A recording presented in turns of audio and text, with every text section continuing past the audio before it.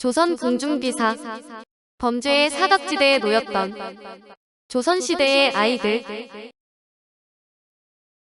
아동에 대한 성범죄는 동서양을 막론하고 오래전부터 자행되어 왔지만 이에 대한 문제의식은 20세기 이후에야 제대로 인식되기 시작했는데, 연구 자료에 따르면 아동 성범죄자의 상당수는 성도착증 환자라고 합니다. 대표적인 성도착증은 페도필리아인데, 아이를 의미하는 페도와 갈망하다라는 뜻의 필리아가 합해진 말입니다. 페도필리아는 만 16세 이상인 사람이 사춘기 이전의 아이들에게 성적인 욕망을 느끼는 것을 가리키는데, 심리학에서는 아동기호증 또는 소아기호증으로 부르기도 합니다. 물론 아동을 상대로 성범죄를 저질렀다고 해서 페도필리아 때문이라고 볼 수는 없는데, 모든 소아성애자가 아동 성범죄를 저지르는 건 아니기 때문입니다. 소수에 불과하지만 조선시대에도 아동 성범죄가 일어나곤 했는데, 사건에 연루된 죄인들이 페도필리아를 알았는지는 분명하지 않지만 조선왕조실록에 기록된 아동 성범죄 사건 7건을 살펴보겠습니다.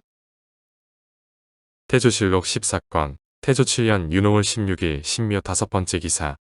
1398년 명홍무 31년 11세 어린아이를 강간한 산후임금을 교형에 처하다. 산후임금이 11세 계집아이를 강간하였으므로 교형에 처하였다.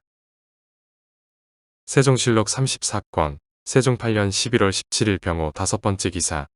1426년 명선덕 1년 어린아이를 강간한 평해의 김잉읍파를 교형에 처하게 하다. 형조에서 기하기를, 평해에 있는 죄수 김잉읍파는 8살 난 계집아이를 강간했사오니 유리교형에 해당합니다 하니 그대로 따랐다.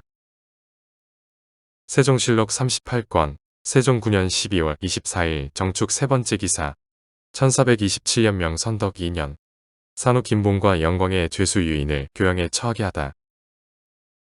형조에서 기하기를, 산후 김봉은 11살의 소녀를 강간하였고 영광의 죄수 유인은 사람을 때려 죽였사오니 유리 모두 교형에 해당합니다 하니 그대로 따랐다. 세종실록 70건, 세종 17년 12월 22일 기미 3번째 기사. 1435년 명선덕 10년 어린아이를 강간한 사람을 교형에 처하다. 형조에서 아뢰기를, 강원도 철원에 거주하는 산후 문수생이 11세 된 계집아이를 강간했으니 형률에 의거하면 교형에 해당됩니다 하니 그대로 따랐다. 세종실록 101건, 세종 25년 8월 29일 신해 5번째 기사. 1443년 명정통 8년 강간범 불정과 살인범 이화를 교형에 처하다. 형조에서 아뢰기를, 전옥의 죄수 불정이 어린 계집 유녀를 강간하였고 함길도 단천 죄수 이화는 살인하였사오니 청하옵건대 모두 율에 의하여 교형에 처하소서 하니 그대로 따랐다. 연산군 일기 41건, 연산 7년 11월 12일 병술 1번째 기사. 1501년 명홍치 14년 승지 이점이 전옥서에 죄수 내은동과 정주에 죄수 순명호에 죄를 아뢰다. 상참과 조계를 받았다. 승지 이점이 아뢰기를, 전옥서에 죄수 군기시의 종 내은동이 위원의 관노로 영속되었다가 도망한 죄와 정주의 죄수 일수 손명호가 10살 된 양가의 딸 내은이를 강간한 죄는 참대시에 해당하므로 초복합니다 하니 왕이 이르기를 모두 율에 따르라 하였다. 일수는 지방관하에서 심부름하는 종의 하나입니다. 중종실록 47건, 중종 18년 윤서월 9일 기유 1번째 기사. 1523년 명 가정 2년 계복을 듣다. 계복을 들었다.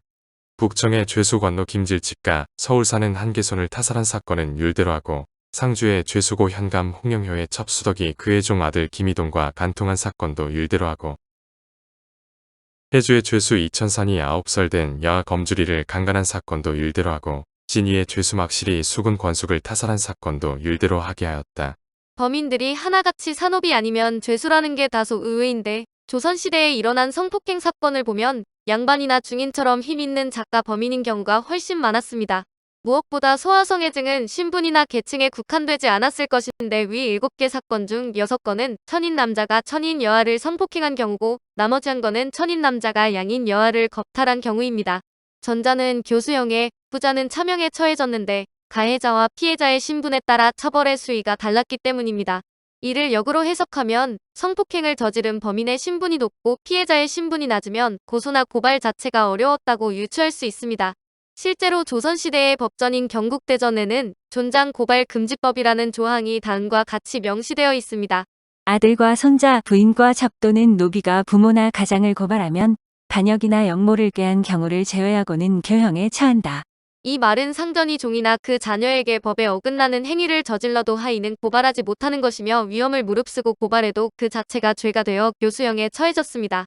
그러니 상전이 노비의 어린 딸을 성폭행해도 노비 입장에서는 손쓸 도리가 없었는데 양반 남성들은 여종을 겁탈해도 법적으로 책임이 없었으며 대상이 어린 소녀라도 마찬가지였습니다. 심지어 주인이 노비를 때려 죽여도 문제 삼지 않는 경우도 많은 까닭에 힘있고 돈 있는 자들의 아동 성폭행은 일어나지 않은 게 아니라 은폐되었다고 봐야 할 것입니다. 그 중에 몇몇은 아예 드러내놓고 여아를 건드렸는데 나이든 남자들이 회춘을 핑계 삼아 어린 여자아이와 함께 생활하며 성애를 즐긴 것입니다. 이런 여자아이를 동녀라고 했는데 가난한 하층민들은 딸을 부잣집에 동녀로 팔아넘기는 경우가 많았고 주인이 어린 여종을 동녀로 취하기도 했습니다. 심지어 늙은 아버지를 위해 아들이 동녀를 드리는 게 효도로 받아들여지기까지 했을 만큼 당시 부유층의 아동 성폭행이 만연했습니다. 따라서 실록에 남아있는 7건의 아동 성폭행 사건은 힘없고 신분이 낮은 천인 범죄자 몇 명에 관한 기록일 뿐입니다. 오늘 조선 궁중비사는 범죄의 사각지대에 놓였던 조선시대의 아이들이었습니다. 범인들이 하나같이 산업이 아니면 죄수라는 게 다소 의외인데 조선시대에 일어난 성폭행 사건을 보면 양반이나 중인처럼 힘있는 작가 범인인 경우가 훨씬 많았습니다. 무엇보다 소아성애증은 신분이나 계층에 국한되지 않았을 것인데 위 7개 사건 중 6건은 천인 남자가 천인 여아를 성폭행한 경우고 나머지 한 건은 천인 남자가 양인 여아를 겁탈한 경우입니다. 전자는 교수형에, 후자는 차명에 처해졌는데 가해자와 피해자의 신분에 따라 처벌의 수위가 달랐기 때문입니다. 이를 역으로 해석하면 성폭행을 저지른 범인의 신분이 높고 피해자의 신분이 낮으면 고소나 고발 자체가 어려웠다고 유추할 수 있습니다. 실제로 조선시대의 법전인 경국대전에는 존장 고발 금지법이라는 조항이 다음과 같이 명시되어 있습니다. 아들과 손자, 부인과 첩도는 노비가 부모나 가장을 고발하면 반역이나 역모를 꾀한 경우를 제외하고는 교형에 처한다. 이 말은 상전이 종이나 그 자녀에게 법에 어긋나는 행위를 저질러도 하인은 고발하지 못하는 것이며 위험을 무릅쓰고 고발해도 그 자체가 죄가 되어 교수형에 처해졌습니다. 그러니 상전이 노비의 어린 딸을 성폭행해도 노비 입장에서는 손쓸 도리가 없었는데 양반 남성들은 여종을 겁탈해도 법적으로 책임이 없었으며 대상이 어린 소녀라도 마찬가지였습니다. 심지어 주인이 노비를 때려 죽여도 문제 삼지 않는 경우도 많은 까닭에 힘있고 돈 있는 자들의 아동 성폭행은 일어나지 않은 게 아니라 은폐되었다고 봐야 할 것입니다. 그 중에 몇몇은 아예 드러내놓고 여아를 건드렸는데 나이든 남자들이 회춘을 핑계 삼아 어린 여자아이와 함께 생활하며 성애를 즐긴 것입니다. 이런 여자아이를 동녀라고 했는데 가난한 하층민들은 딸을 부잣집에 동녀로 팔아넘기는 경우가 많았고 주인이 어린 여종을 동녀로 취하기도 했습니다. 심지어 늙은 아버지를 위해 아들이 동녀를 드리는 게 효도로 받아들여지기까지 했을 만큼 당시 부유층의 아동 성폭행이 만연했습니다. 따라서 실록에 남아있는 7건의 아동 성폭행 사건은 힘없고 신분이 낮은 천인 범죄자 몇 명에 관한 기록일 뿐입니다. 오늘 조선 궁중비사는 범죄의 사각지대에 놓였던 조선시대의 아이들이었습니다.